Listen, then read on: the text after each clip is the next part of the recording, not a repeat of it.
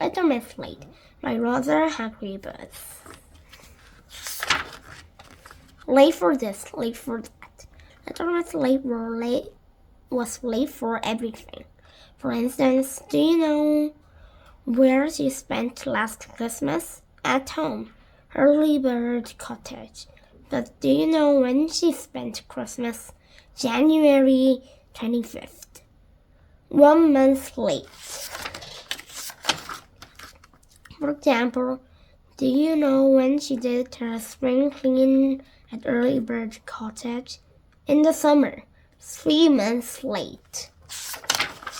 For instance, do you know when she went on a summer holiday last year? In December, 6 months late. Early Bird Cottage was just along the road from where a friend of hers lived.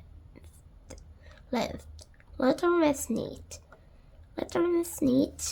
was out for an evening stroll last October when she looked over the hedge of Early Bird Cottage. Little Miss Late was in the garden. Hello, Little Miss Neat.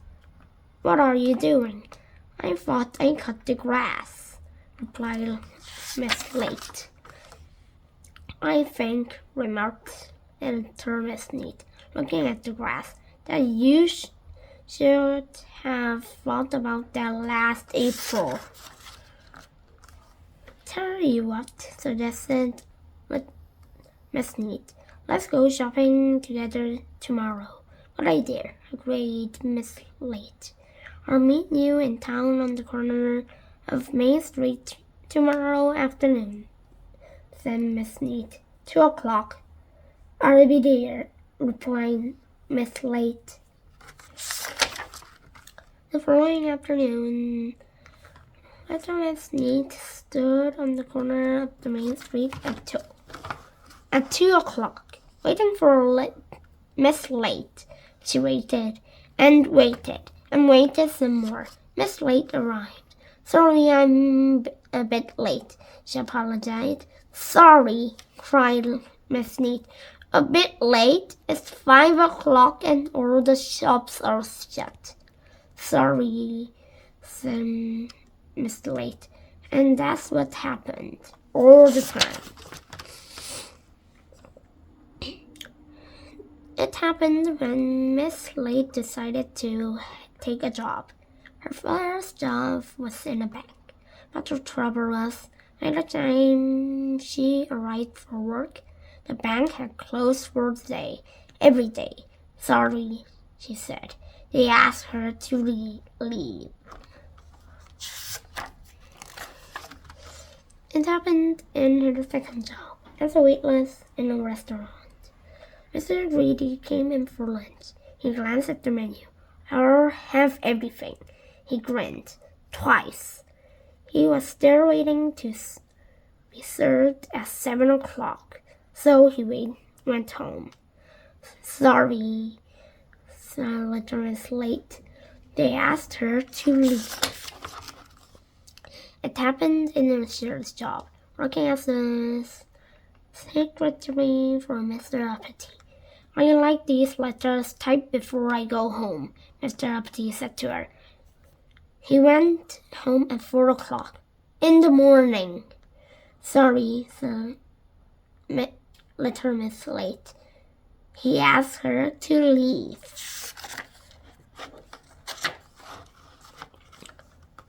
However, as it happened, which is often the way of things, Little Miss Late managed to find herself the perfect job.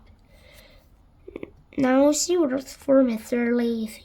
She cooks and cleans for him, cleaning his house every morning, cooking his lunch every lunchtime. Now, Mr. Lazy, being Mr. Lazy, doesn't get up in the morning like you and I do. He gets up in the afternoon.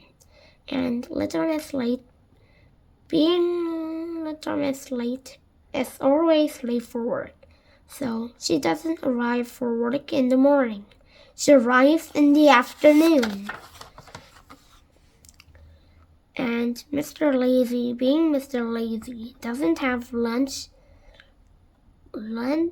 at lunchtime like you and I do. He has lunch at supper time. And so, you see, it all works very well. Very well indeed. Last Friday evening, the telephone rang in Early Bird Cottage. Mr. Miss Late has just arrived home from work. It was Mr. Silly on the telephone. I've been given some tickets for the dance tomorrow night, he said. Would you like to come? Ooh, yes, please, said Miss Late eagerly. Right, replied Mr. Silly. I'll pick you up at 7 o'clock. Last Saturday, Mr. Silly walked up the path to the front door of Early Bird Cottage. He knocked. Come in, called the voice from upstairs. Mr. Silly went in. Make yourself at home, called Listener Slate from upstairs. I'll be down in a minute. The end.